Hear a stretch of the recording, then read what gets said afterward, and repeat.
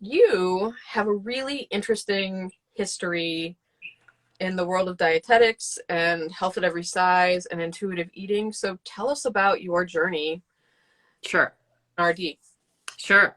Yeah, I originally got into nutrition because my father had had a heart attack when I was in high school and had bypass surgery, and my mom had to change her diet. And I just became interested in how nutrition affects our health way back in that was mid 70s. So that's how I got started. But then I ended up working in a hospital and doing a lot of outpatient counseling, most of which was weight loss. And um, as a dietitian, I was taught to give people, 1,200 calorie diets, with the exchange lists and all that kind of stuff. And I never really felt good about that from the beginning, but I was too young and kind of too naive to really know what else I could do. Mhm. And so I would hand out these diets and teach people how to lose weight. And I, actually saw people lose weight and, everything seemed to be fine.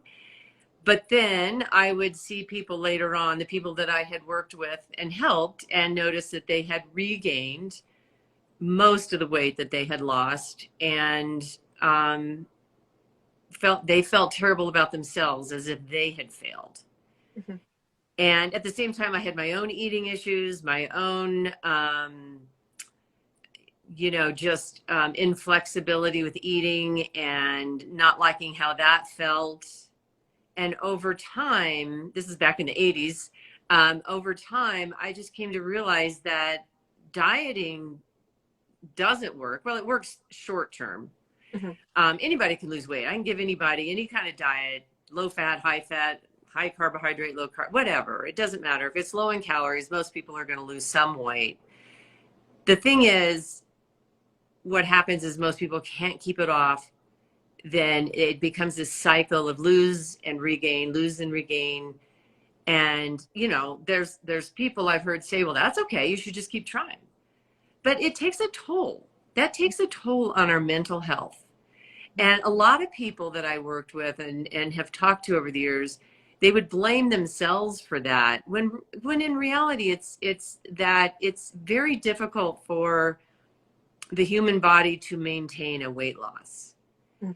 That our brains have, we have a biological drive to reestablish the weight that we were at before. And so we're fighting biology to keep the weight off. It's not easy. Weight loss is actually easier than maintaining a weight loss. Mhm. And I also learned throughout the years that, it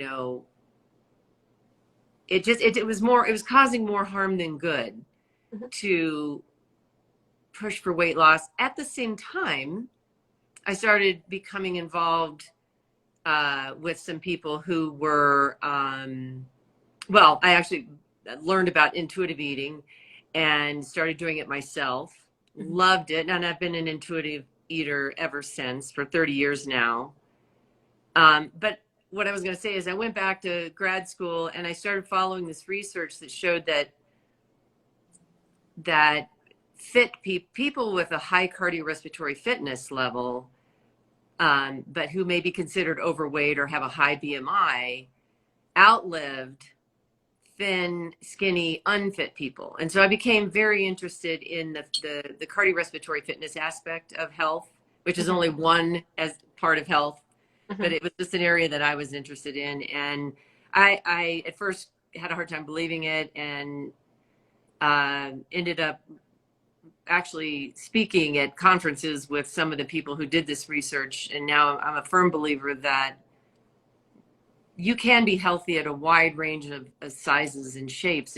Health is not based on weight. So, Mhm. I mean, that's a very maybe a long answer to your question, Mhm. but it just and I became involved with the people who started the Health at Every Size movement and saw people and worked with people who became, in my mind, very healthy Mhm.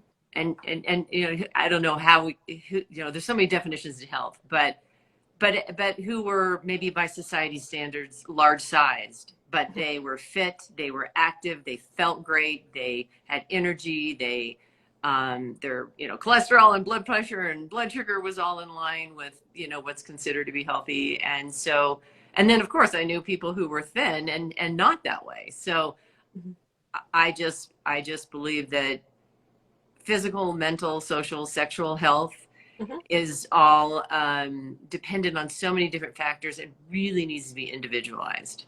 Yeah.